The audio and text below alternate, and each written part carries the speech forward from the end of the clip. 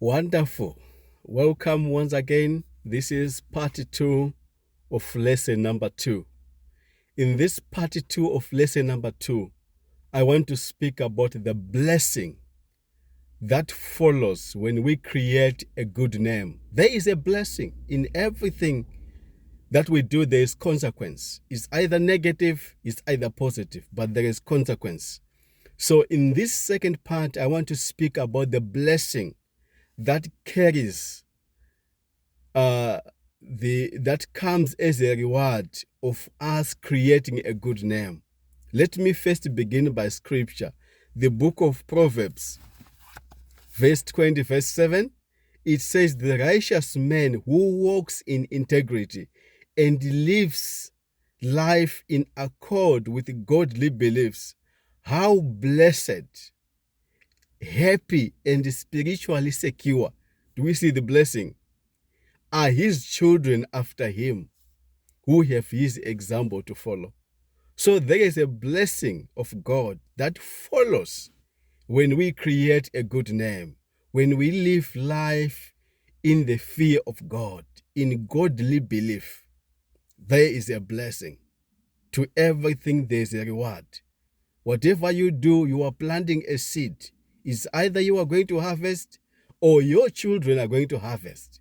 But the question is, what type of harvest are they going to have? Let me go on to what I put down in the book, The Men's Conference.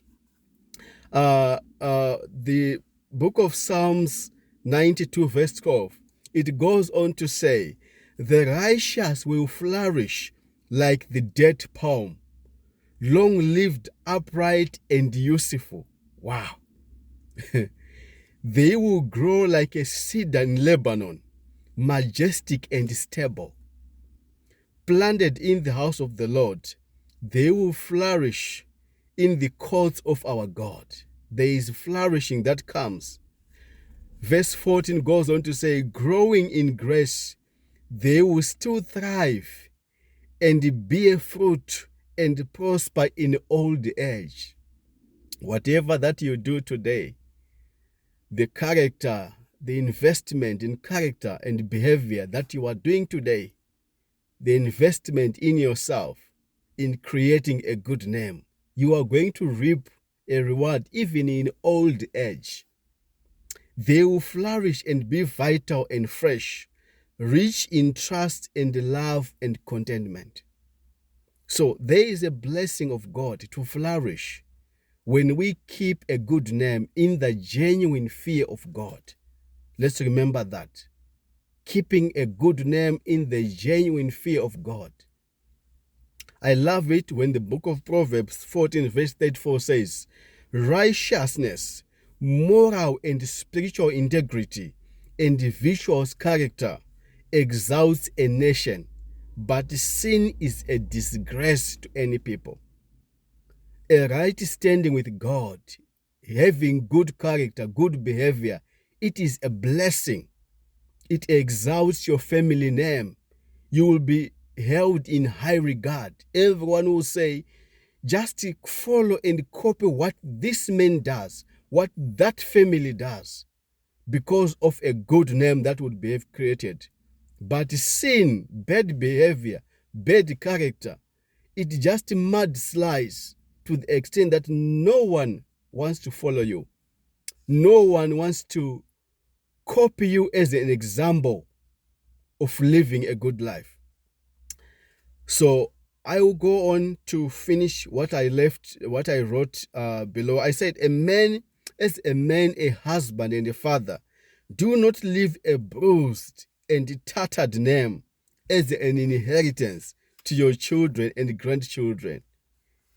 It is not a fair game that some of your grandfathers and your fathers who lived before you would have made an effort to create a name for the family, for the clan. And when it comes to you in the line, you destroy everything that they would have built.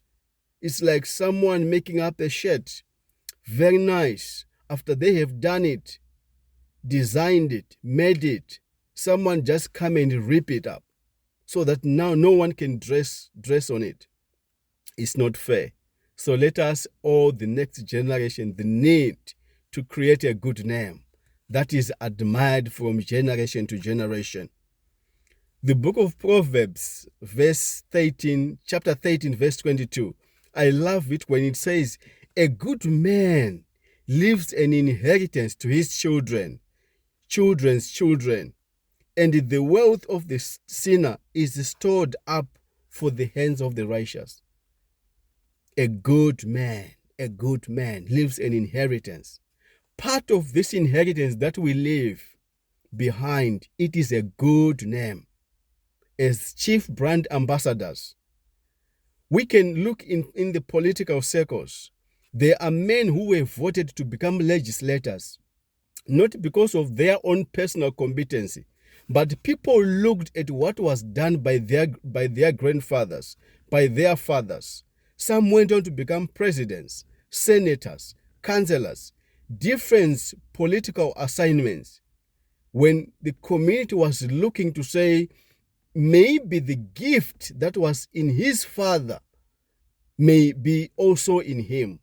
So these young people, they are reaping not because of what they have done, but they are reaping because of the good name that was left by their forefathers.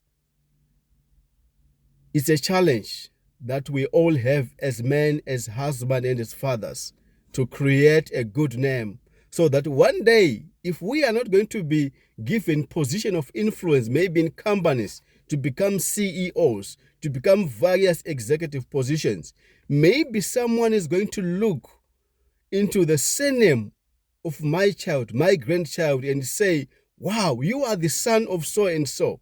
Maybe the gift that was in your grandfather, the gift that was in your father, may also be in you. And this organization, this community, this company is bound to benefit if that gift was in you. It's a challenge. It's a challenge, brothers and sisters, to create that good name which is admired from generation to generation. May the Lord richly bless you.